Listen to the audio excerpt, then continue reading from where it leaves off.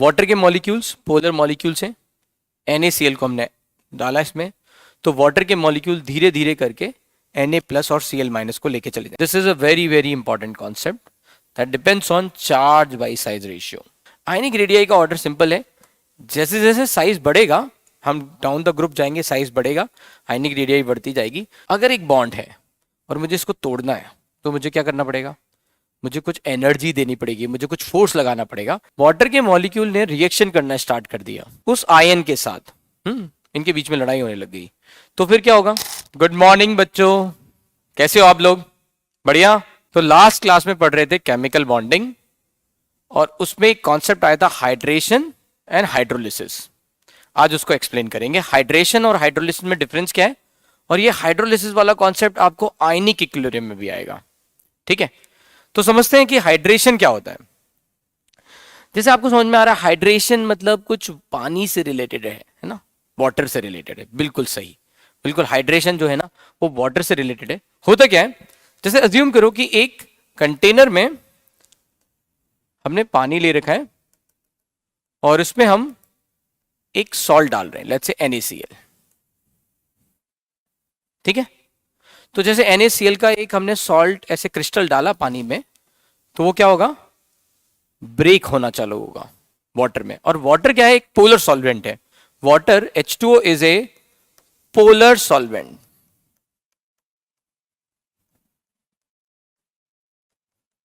तो जैसे ही NaCl पानी में आएगा वो उसकी तरफ अट्रैक्ट होगा और उसको तोड़ना चालू करेगा. ठीक है, तो उसको हम देखते हैं. लेट्स से ये वाटर के मॉलिक्यूल हैं, राइट, पोलर मॉलिक्यूल है, और उसमें हमने NaCl को डाल दिया. तो वो जो वाटर के मॉलिक्यूल्स हैं वो Na प्लस को अपने साथ खींच के लेके चले जाएंगे, ऐसे ही Cl माइनस को अपने साथ लेके चले जाएंगे. ठीक है, एक बार फिर से देखते हैं. वाटर के मॉलिक्यूल्स पोलर मॉलिक्यूल्स हैं, NaCl को हमने डाला इसमें, तो वाटर के मॉलिक्यूल धीरे धीरे करके Na प्लस और Cl माइनस को लेके चले जाएंगे. ठीक है, और कैसा दिखेगा इसके बाद?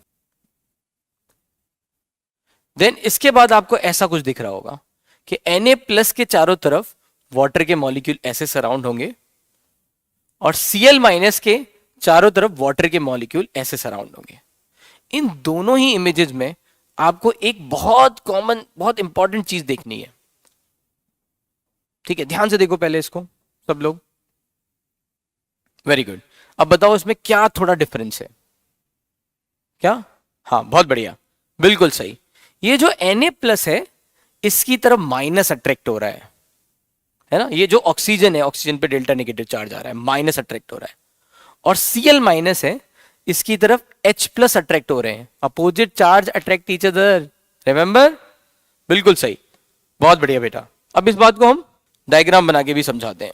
ठीक है, तो जैसे ही NaCl को हमने वाटर में डाला, it is going to break into ions. तो Na plus and Cl minus ion में ब्रेक हो गया. और इसको वाटर ने अगर है ना चारों तरफ से घेर लिया H2O, तो ये बन गया Na plus aqueous and Cl minus aqueous. ठीक है, वाटर ने इसको सराउंड कर लिया and this is called hydration. इसको थोड़ा और समझते हैं. फिर ये कैसे दिख रहा है, क्योंकि वाटर का मॉलिक्यूल पोलर है, so that's why Na plus will be surrounded by water molecule जिसमें ऑक्सीजन आगे की तरफ आएगा. ऑक्सीजन पे नेगेटिव चार्ज है, तो इस तरह के इंटरेक्शन को क्या बोलते हैं, कौन बताएगा? Very good, ion dipole interaction. क्या बोलते हैं इनको? Ion dipole interaction. क्योंकि ये Na प्लस आयन है, H2O एक डायपोल है, और इस तरह के इंटरेक्शन को बोलेंगे आयन डायपोल इंटरेक्शन. ठीक है, and similarly we can think about Cl minus. तो Cl माइनस के चारों तरफ कौन आएगा? हाइड्रोजन. इसको हाइड्रोजन सराउंड करेगा.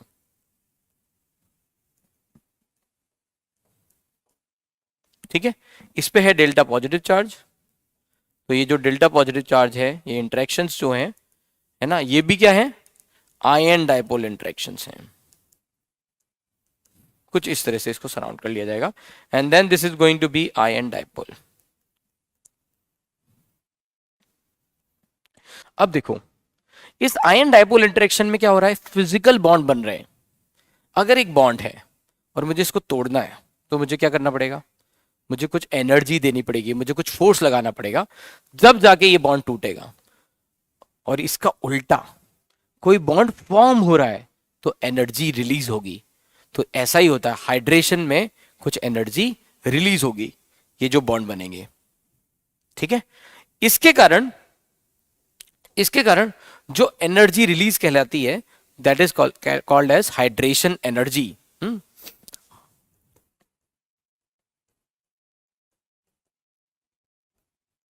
Hydration energy. अब ये हाइड्रेशन एनर्जी हमारे फिजिक्स के कॉन्सेप्ट पे डिपेंडेंट है कि अगर दो चार्जेस हैं, एक प्लस, ये कॉन्सेप्ट है फिर से, और एक माइनस, ये आपस में एक दूसरे को अट्रैक्ट कर रहे हैं, जिनके मैग्नीट्यूड, चार्ज के मैग्नीट्यूड है Q1 Q2, और इनके बीच की जो डिस्टेंस है वो है R। तो बताओ इलेक्ट्रोस्टैटिक फोर्स ऑफ अट्रैक्शन क्या होता है, बहुत बढ़िया, F equals to K Q1 Q2 by R square. And potential energy क्या होती है,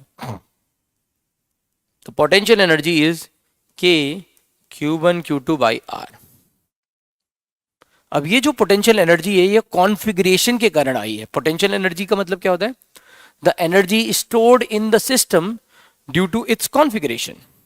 तो यहां पे क्या हुआ, कॉन्फ़िगरेशन, इस कॉन्फ़िगरेशन के कारण जो एनर्जी यहां पे स्टोर्ड है वो हाइड्रेशन है। तो हाइड्रेशन किस बात पे डिपेंड करेगा, दैट इज, है ना, that is proportional to, we can से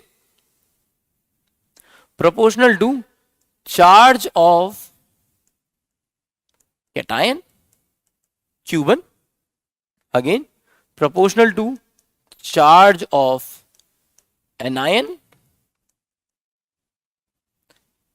ठीक है, and also proportional to size of cation and anion। तो बताओ भाई, हाइड्रेशन एनर्जी इन तीनों फैक्टर पे डिपेंड कर रही है, चार्ज एंड साइज, तो हम कैसे डिसाइड कर सकते हैं, तो किसी भी कैटायन के लिए, फॉर कैटायन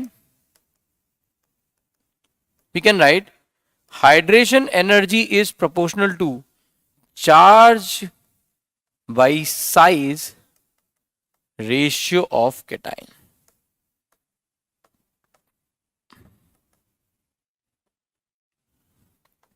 बहुत इंपॉर्टेंट पॉइंट है ये, this is a very very important concept that depends on charge by size ratio, and similarly we can say for anion the same thing, hydration energy of any anion is proportional to charge by size ratio।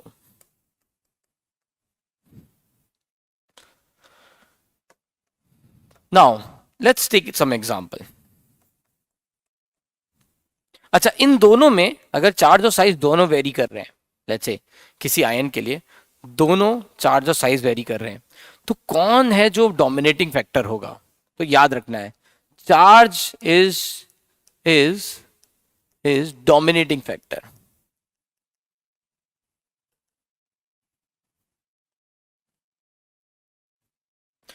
तो अगर मैंने यहां पर let's say cation ले लिया Na+, फिर मैंने ले लिया Mg2+, लेट्स से मैंने एग्जांपल ले लिया Al3+, तो इन सब में सबसे ज्यादा हाइड्रेशन किसका होगा, जिसका चार्ज ज्यादा है, जिसका चार्ज ज्यादा है, जिसका चार्ज ज्यादा है उसका चार्ज बाय साइज रेशियो भी ज्यादा है, एंड हेंस हाइड्रेशन ज्यादा है। अब आप समझो कि अगर मान लो मैंने चार्ज सेम रखा, तो हम देखेंगे साइज से।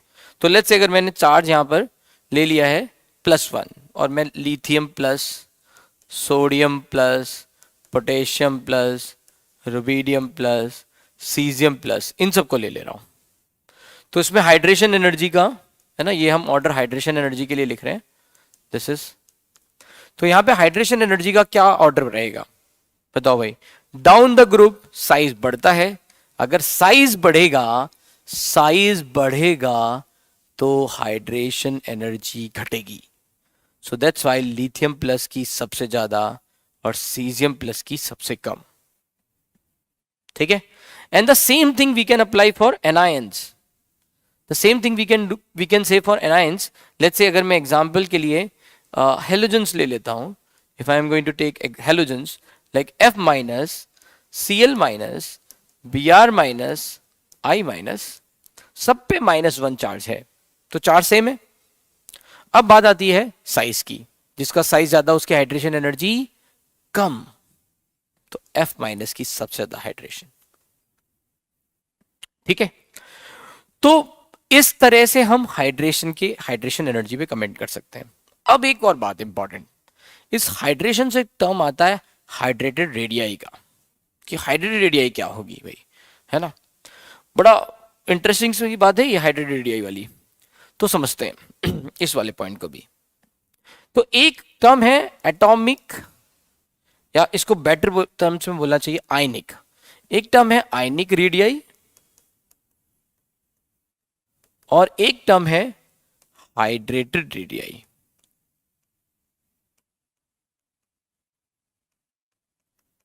इसका मतलब क्या है, कंपटीशन किन किन के बीच में है, Na प्लस गैस और Na प्लस एक्वस के बीच में। Na plus gas, Na plus aqueous. Na plus का मतलब है कि Na प्लस अकेला है,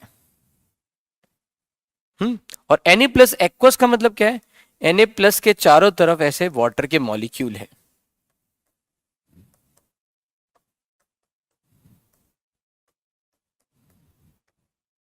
एंड हेंस ये पूरा साइज हम लेंगे Na plus aqueous. Ionic radii, hydrated radii. Hydrated radii मतलब इन वाटर की बात हो रही है। अब अगर हमसे इनका ऑर्डर पूछा जाए कि हाइड्रेटेड रेडियाई का ऑर्डर क्या है और है ना आयनिक रेडियाई का ऑर्डर क्या है, तो आयनिक रेडियाई का ऑर्डर बड़ा सिंपल सा है। आयनिक रेडियाई का ऑर्डर सिंपल है, जैसे जैसे साइज बढ़ेगा, हम डाउन द ग्रुप जाएंगे, साइज बढ़ेगा, आयनिक रेडियाई बढ़ती जाएगी। तो अगर हमसे कोई कहेगा कि सर एस ब्लॉक मेटल्स में बताओ, तो हम कहेंगे Li प्लस गैस का साइज सबसे छोटा है, फिर Na प्लस गैस, फिर है ना K प्लस गैस, फिर rubidium plus gas. G means gas, अगर मैं G लिख रहा हूं gas, and then caesium plus gas. ये है ionic radii.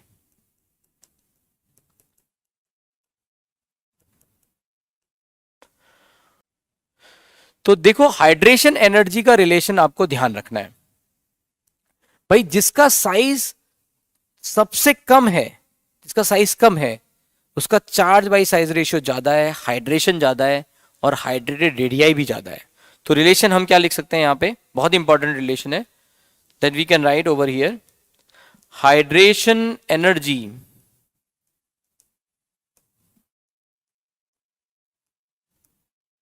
is proportional to charge by size ratio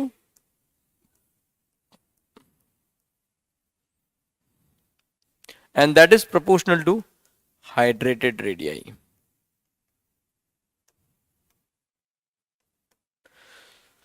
तो भाई जिसका हाइड्रेशन ज्यादा होगा उसको वाटर के मॉलिक्यूल ज्यादा सराउंड करेंगे और उसका साइज ज्यादा बढ़ जाएगा।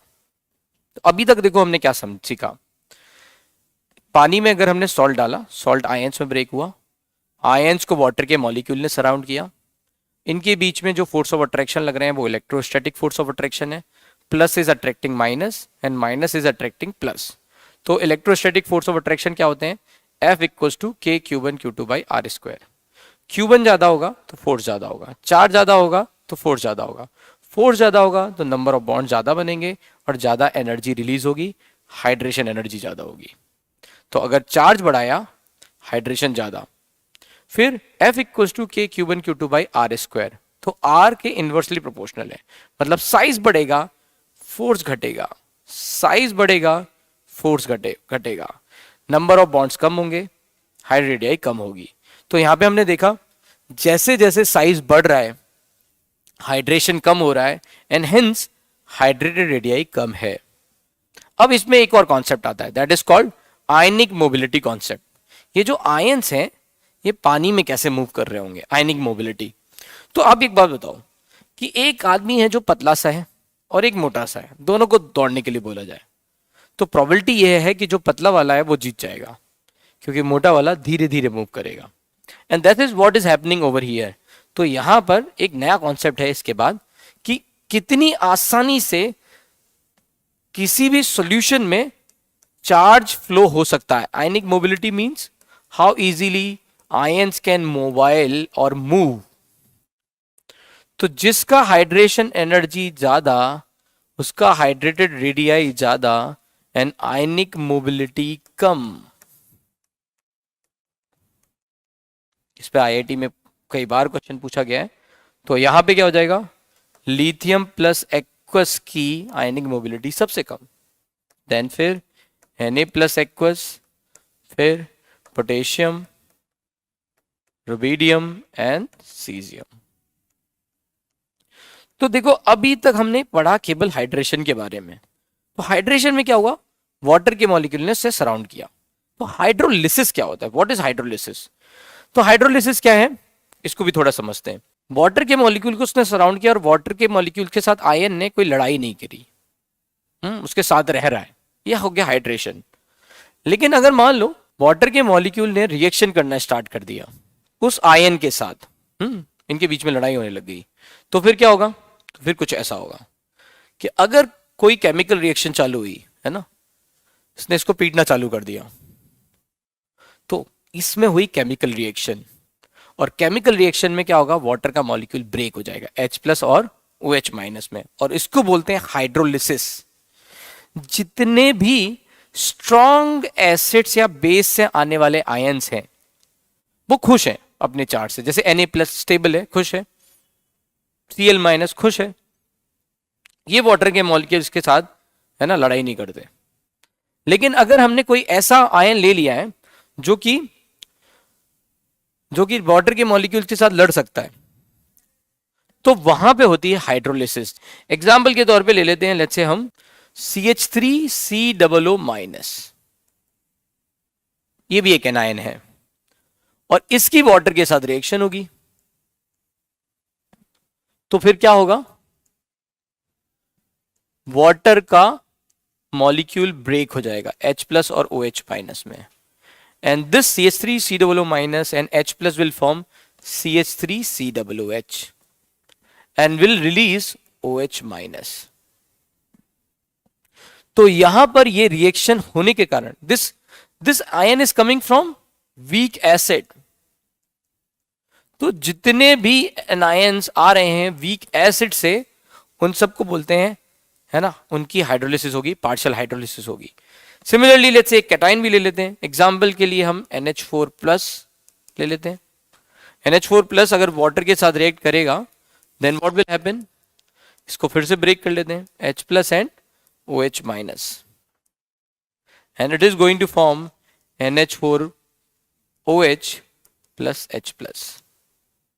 तो वीक बेस से आने वाले आयंस हाइड्रोलिसिस देंगे, पार्शियल हाइड्रोलिसिस देंगे। ठीक है, I think this concept is clear. कहां हाइड्रेशन होगा, कहां हाइड्रोलिसिस होगा।